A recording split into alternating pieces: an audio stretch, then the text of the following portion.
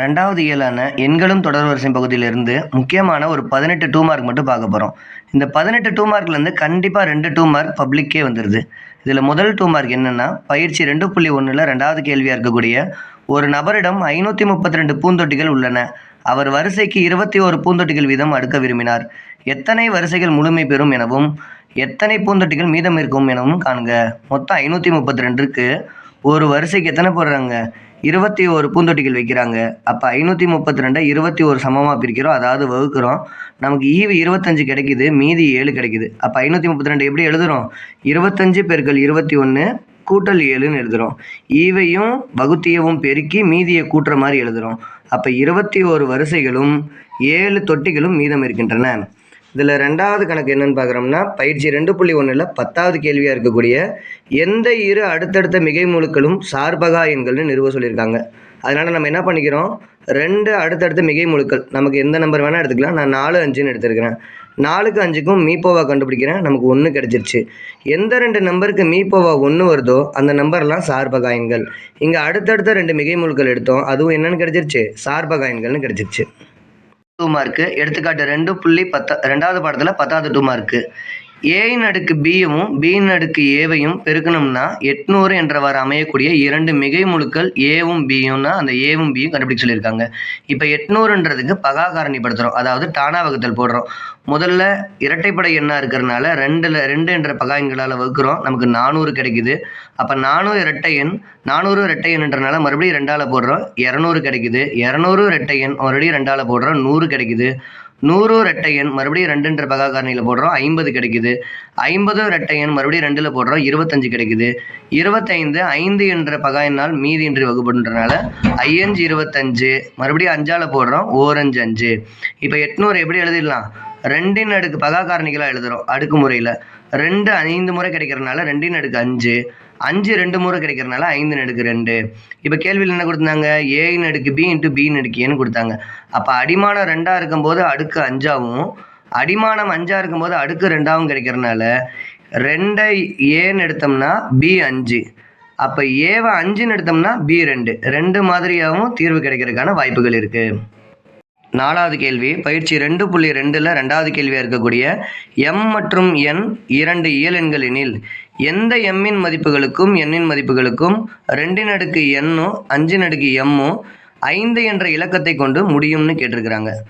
M எண்ணு 2 இயல் எண்கள்னு கொடுத்துட்டாங்க. அப்போ 2ன் அடுக்கு எண், அந்த கொடுத்துருக்க 2ன் அடுக்கு எண் இன்ட்டு 5ன் அடுக்கு எம்மில் 2ன் அடுக்கு எண் எடுத்துக்கிறோம்.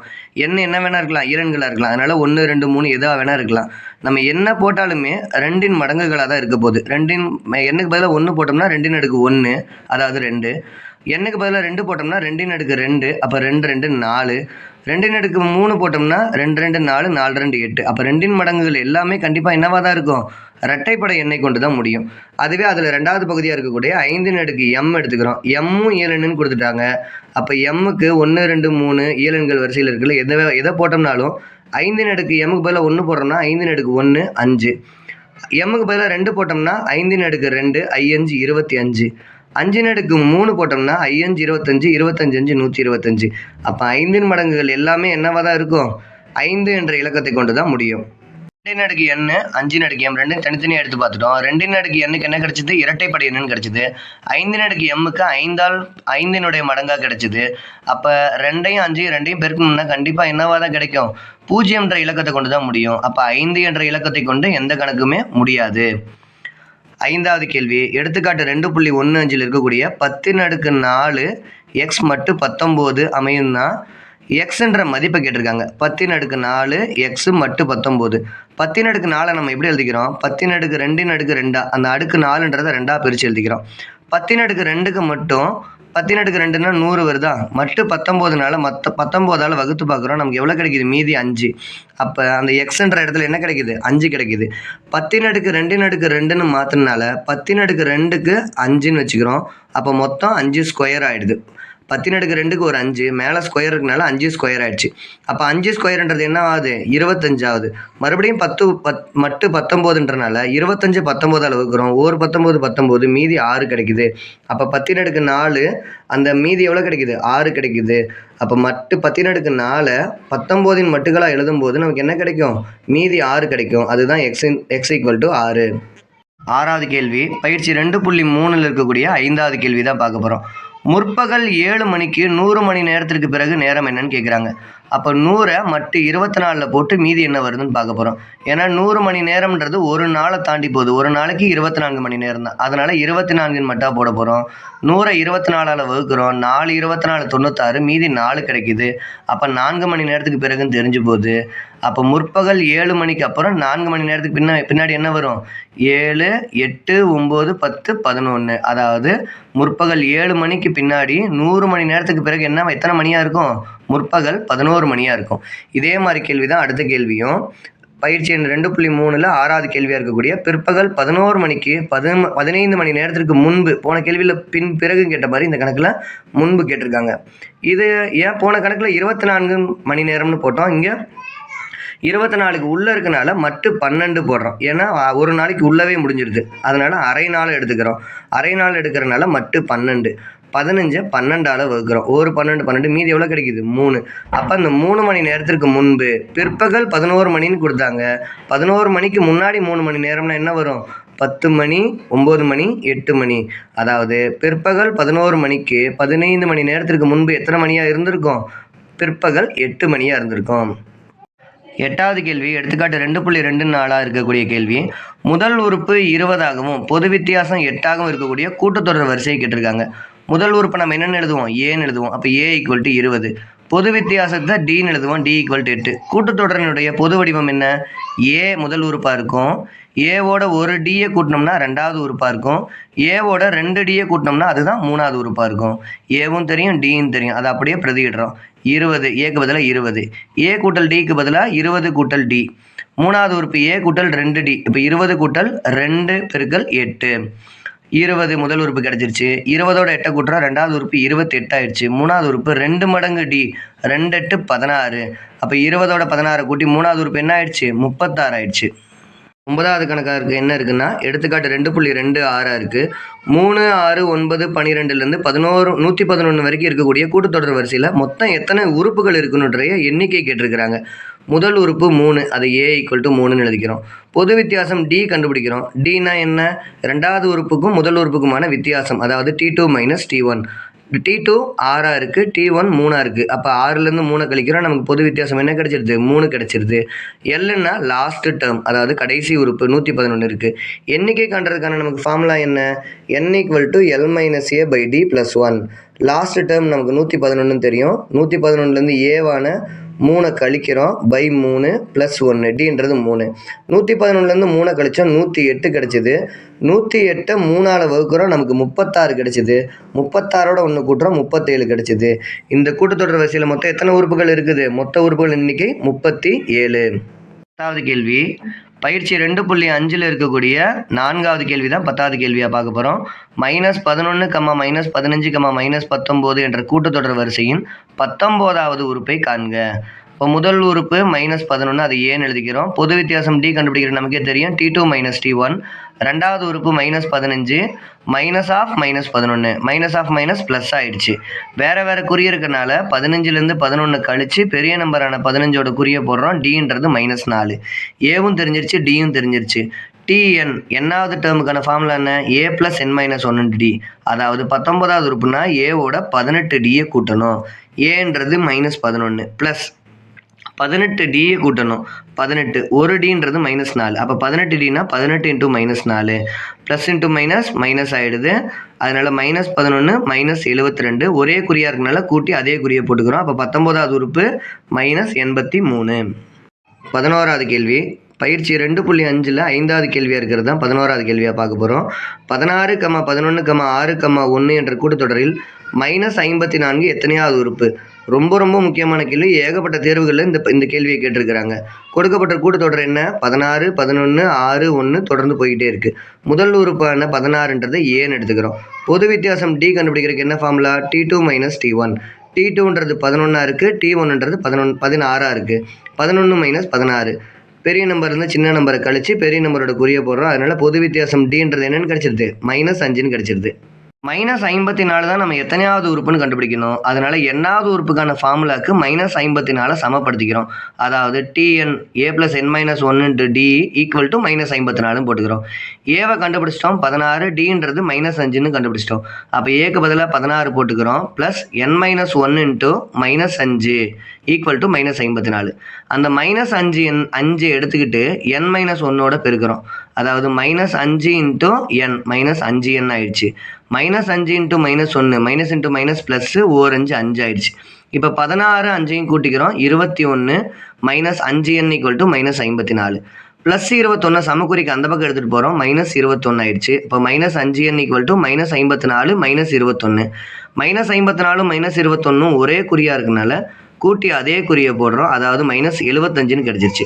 -5nன்னா -5 பெருக்கல் nன்னு அர்த்தம். அப்போ பெருக்கலாக இருக்கக்கூடிய -5 அந்த பக்கம் எடுத்துகிட்டு போகிறோம், வகுத்தல் ஆயிடுச்சு. மைனஸ் அடிச்சு விட்டுறோம். ஓரஞ்சு 5 15 5 75. அப்போ n = 15ன்னு கிடைக்குது. அதாவது -54ன்றது எத்தனையாவது உறுப்பு? 15வது உறுப்பு. 12வது கேள்வி பயிற்சி 2.5ல் 10வது கேள்வியாக இருக்கக்கூடியது. ஒரு சினிமா அரங்கின் முதல் வரிசையில் 20 இருக்கைகளும் மொத்தம் 30 வரிசைகளும் இருக்குன்னு எடுத்துக்கிட்டோம்னா அடுத்தடுத்த ஒவ்வொரு வரிசையிலும் அதற்கு முந்தைய வரிசையை விட 2 இருக்கைகள் கூடுதலாக உள்ளன. அப்போ கடைசி வரிசையில் எத்தனை உறுப்புகள் இருக்குன்னு கேட்குறாங்க. கேள்வியிலே கொடுத்துட்டாங்க. முதல் வரிசையில் எத்தனை இருக்குது? 20 இருக்கைகள் இருக்குது. அப்போ ஏன்றது 20. ஏன்னா முதல் உறுப்பை நம்ம ஏன்னு எடுக்கணும். மொத்தம் எத்தனை வரிசைன்னு கொடுத்துட்டாங்க? 30 வரிசை. அப்போ மொத்த எண்ணிக்கை என்னன்றது 30. மறுபடியும் அடுத்தது என்ன கொடுத்துருக்காங்கன்னா ஒவ்வொரு வரிசையிலும் அதற்கு முந்தைய வரிசையை விட 2 இருக்கைகள் கூடுதலாக இருக்குது. அதாவது அதிகம்னு கொடுத்துருக்காங்க. அதனால +2. ஒருவேளை 2 இருக்கைகள் குறைதுன்னு கொடுத்துருந்தாங்கன்னா நம்ம டி என்னன்னு எடுக்கணும்? -2ன்னு எடுக்கணும். இங்கே அதிகம்னு கொடுத்தனால டி = +2ன்னு எடுத்துக்கிறோம். வரிசையில் எத்தனை உறுப்புகள் எத்தனை இருக்கைகள் இருக்குன்னு தான் கேட்டிருக்காங்க. மொத்தம் 30 வரிசை இருந்துச்சுன்னா அப்போ 30வது வரிசை தான் எத்தனாவது வரிசை? கடைசி வரிசை. அப்போ Tn = a + n-1 × d. அதாவது 30வது வரிசை. அதனால எண்ணுக்கு பதிலாக 30 போடுறோம். ஏன்றது முதல் வரிசையில் 20 இருக்கைகள் இருந்துச்சா ப்ளஸ் n-1 × d. என்னன்றது 30 - 1 × 2. 20 கூட்டல் 30 - 1 29. 29 × 2 58. 20 58ஐயும் கூட்டுறோம். 30வது வரிசையில் எத்தனை இருக்குது? 58 இருக்கைகள் இருக்கின்றன. அதாவது கடைசி வரிசையில் எத்தனை இருக்கைகள் இருக்கும்? 78 இருக்கைகள் இருக்கும். 13வது கேள்வி பயிற்சி எடுத்துக்காட்டு 2.23ல் 3வது கேள்வியாக இருக்கக்கூடிய கணக்கு தான் 13வது கேள்வியாக எடுத்துக்கிறோம். 3√2, 5√2, 7√2, 9√2 தொடர்ந்து போயிட்டு இருக்கக்கூடிய கூட்டுத்தொடர் வரிசையில் இருக்குதான்னு மட்டும் கேட்டிருக்கிறாங்க. இந்த தொடர் வரிசை இப்போ கூட்டுத்தொடர் வரிசையில் இருக்குதான்னு பார்க்குறதுக்கு என்ன செய்யணும்? T2 - T1ம் T3 - T2வும் சமமாக வரணும். சமமாக வந்தால் கூட்டுத்தொடர் வரிசையில் இருக்குன்னு சொல்லி முடிச்சிடலாம். சமமாக வருதான்னு செக் பண்ணி பார்க்குறோம். T2 - T1. T2னா 2வது உறுப்பு. 2வது உறுப்பு என்ன இருக்குது? 5√2 மைனஸ் T1 முதல் உறுப்பு 3√2. 5√2லேருந்து 3√2. 5 பொருள்லேருந்து 3 பொருளை கழிக்கிறோம். நமக்கு 2 பொருள் கிடைக்குது. அதாவது 2√2 கிடைக்குது. அதே மாதிரி தான் வலது பக்கத்தில் போடுறோம். T3 - T2. T3ன்றது 7√2. T2ன்றது 5√2. 7 பொருள்லேருந்து 5 பொருளை கழிக்கிறோம். அந்தாண்டையும் 2 பொருள் கிடைக்குது. அதாவது 2√2 கிடைக்குது. அப்போ T2 - T1ம் T3 - T2வும் சமமாக வரனால கொடுக்கப்பட்ட தொடர் வரிசை என்னவா இருக்குது? கூட்டுத்தொடர் வரிசையில் தான் இருக்குதுன்னு முடிச்சுக்கிறோம். 14வது கேள்வியா பயிற்சி 2.8ல் 4வது தலைப்பில் முதல் கேள்வியை தான் பயிற்சி 14வது கேள்வியாக நம்ம எடுத்துக்கிறோம். 9 + 3 + 1ன்னு தொடர்ந்து போயிட்டே இருக்கக்கூடிய முடிவுறா தொடரினுடைய கூடுதல் காண்க. முடிவுறா தொடரின்கான கூடுதலுக்கான ஃபார்முலா என்ன? a/1 - r. ஏவும் ஆரையும் கண்டுபிடிச்சி இந்த ஃபார்முலாவில் மட்டும் சப்ஸ்டியூட் பண்ணால் போதும். தொடர் வரிசையில் எப்பயுமே முதல் உறுப்பை நம்ம ஏன்னு எடுத்துக்குவோம். அப்போ ஏன்றது 9ன்னு கிடச்சிருச்சு. ஆறுனா பொது விகிதம். பொது விகிதம்னா T2/T1. 2வது உறுப்பை முதல் உறுப்பால் வகுத்து கிடைக்கிறதுக்கு பேர் தான் r. 2வது உறுப்பு 3. முதல் உறுப்பு 9. அப்போ 3 9ஆல் வகுக்கிறோம். 1 3 3 3 9. அப்போ 6ன்றது 1/3ன்னு கிடைச்சிருது. இதை முடிவுறா தொடரினுடைய கூடுதலுக்கான ஃபார்முலாவில் சப்ஸ்டியூட் பண்ணுறோம். S∞ = a/1 - r. அதாவது 9/1 - 1/3. பகுதியில் இருக்கிற நம்பருக்கு 1 எதுவுமே இல்லாதனால பை 1 இருக்கிறதா அர்த்தம். அதனால் பகுதியும் பெருக்கி 3 பகுதியில் போட்டுட்டோம். குறுக்கு பெருக்கல் பண்ணி தொகுதியில் போடுறோம். 1 3 3, இந்தாண்ட 1 1 1, அதாவது 3 - 1. 9/3 - 1 2 ஆயிடுதா? 2/3. 2 பின்ன எண்களினுடைய வகுத்தல் என்ன பண்ணணும்? முதல் பின்ன எண்ணை அப்படியே வச்சுக்கணும். ரெண்டாவது பின்ன எண்ணை தலைகீழாக பெருக்கல் கொண்டு வரணும். 9 அப்படியே இருக்குது. 2/3 என்ன ஆயிடுச்சு? 3/2 ஆயிடுச்சு. 9 3 27, 27/2. முடிவுறா தொடரினுடைய கூடுதல் என்னவா இருக்கும்? என்ன கிடைக்குது? 27/2. 15வது கேள்வி, எடுத்துக்காட்டு 2.55 இருக்கக்கூடிய அதில் முதல் கேள்வி தான் 15வது கேள்வியாக பார்க்குறோம். 1 + 3 + 5 எக்ஸட்ரா வரைக்கும் இருக்கிற 40 உறுப்புகள் வரைக்கும் கூடுதல் காண்க. அங்கே ப்ளஸ் இல்லை, 40 உறுப்புகள் வரை கூடுதல் காண்க. கொடுத்துருக்க நம்பர்லாம் என்னவா இருக்குது? ஒற்றை எண்களாக இருக்குது. ஒற்றை எண்களினுடைய கூடுதலுக்கு என்ன ஃபார்முலா? n². எத்தனை உறுப்புகள் வரைன்னு கொடுத்துருக்காங்க? 40 உறுப்புகள் வரை. அப்போ எண்ணிக்கை 40. n² அதான் ஃபார்முலா. அப்போ 40². 40 × 40 4 16, 2 0 போட்டுக்கிறோம். அதாவது 40 உறுப்புகளின் கூடுதல் S40 எவ்வளோ கிடைக்குது? 1600. 16வது கேள்வியா, எடுத்துக்காட்டு 2.55ல் 2வது கேள்வி தான் 16வது கேள்வியாக பார்க்குறோம். 2 + 4 + 6 எக்ஸட்ரா அப் டு 80 வரைக்கும் 80 வரைக்கும் இருக்கக்கூடிய தொடரினுடைய கூடுதல் கண்டுபிடிக்க சொல்லியிருக்கிறாங்க. அப்போ SN = கூட்டுற மாதிரி அப்படியே எழுதிக்கிறோம். கொடுத்துருக்கிறது எல்லாமே 2 மடங்குகளாக இருக்கா? அப்போ 2 பொதுவாக வெளியே எடுத்துடுறோம். வெளியே எடுக்கிறோன்னா வகுக்கிறன்னு அர்த்தம். முதல் உறுப்பில் வகுத்துறோம்னா 2 2, அப்போ 1. அடுத்தது 2 2 4, அதனால 2. 3 2 6, அப்போ 40 2 80. அப்போ 2 × 1 + 2 + 3லேருந்து 40 வரைக்கும் இருக்குது. 1லேருந்து ஆரம்பிச்சு, அதாவது n வரைக்கும் இருக்கக்கூடிய 7 எண்களின் கூடுதலுக்கான என்ன ஃபார்முலா? n × n + 1/2. இங்கே 40 வரைக்கும் இருக்கிறனால எண்ணுக்கு பதில் என்ன போட போகிறோம்? 40 போட போகிறோம். வெளியே இருக்கிற 2 அப்படியே 2ன்னு எழுதிட்டு பெருக்கல் போட்டுக்கிறோம். என்னன்றது 40 இருக்கிறனால 40 × 40 + 1/2. இந்த 2 அந்த 2ஆல் அடிச்சிட்டோம்னா 40 × 41 மட்டும் கிடைக்கும். 4 41ஆல் பெருக்கணும்னா 164. அப்போ 40 41ஆல் பெருக்கணும்னா 1640. 17வது கேள்வியா, பயிற்சி 2.9ல் 2வது கேள்வியாக இருக்கிறது தான் பார்க்க போகிறோம். 1 2 3லேருந்து k வரைக்கும் இருக்கக்கூடிய தொடரினுடைய கூடுதல் 325ன்னு கொடுத்துட்டாங்க. 1³ + 2³ + 3³ k³ வரைக்கும் இருந்துச்சுன்னா அதனுடைய மதிப்பு கேட்குறாங்க. நல்லா தெரியும், 1 2 3லேருந்து k வரைக்கும், அதாவது முதல் n 7 எண்களின் கூடுதலுக்கு என்ன ஃபார்முலா? n × n + 1/2. இங்கே கடைசி உறுப்பு k இருக்கனால k × k + 1/2ன்னு எழுதிக்கிறோம். அதாவது 325. இப்போ இயல் எண்களினுடைய கணங்களின் கூடுதலுக்கு என்ன ஃபார்முலா? கணம்னா அடுக்கு 3 இருக்கிறது. அப்போ 1 × 3 + 2 × 3 + 3 × 3லேருந்து k × 3 வரைக்கும் இருக்கக்கூடிய எண் தொடரினுடைய தொடர் வரிசையினுடைய கூடுதலுக்கு என்ன ஃபார்முலா? k × k + 1/2 2. அப்போ k × k + 1/2 நமக்கு என்னென்னு கிடைச்சிருச்சு? 325 கிடைச்சிது. அப்போ k × k + 1/2க்கு பதிலாக 325 போட்டுக்கிறோம். (2) இருக்கனால 325 325ஆல் பெருக்கணும்னா என்ன கிடைக்குது? 105625.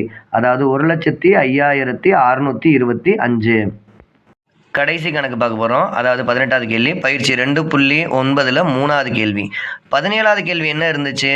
இயல் எண்களுடைய கூடுதல் 325ன்னு கொடுத்துட்டு அவற்றினுடைய கணங்களின் கூடுதல் கேட்டிருந்தாங்க.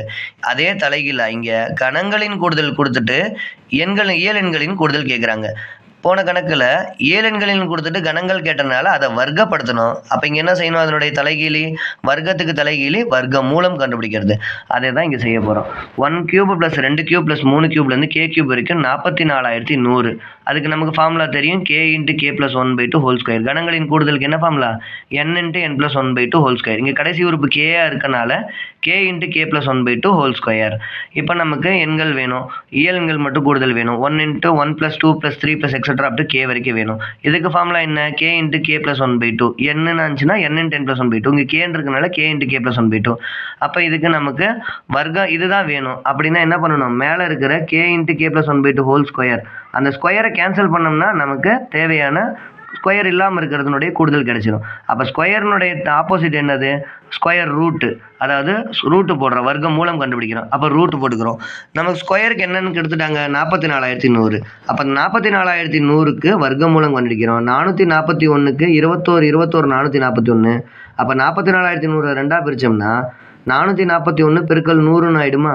441க்கு 21, 100ன் வர்க்க மூலம் 10. அப்போ 2ஐயும் பெருக்கணும்னா 210. அப்போ 1 + 2 + 3லேருந்து k வரைக்கும் இருக்கனுடைய கூடுதல் எவ்வளோ? 210.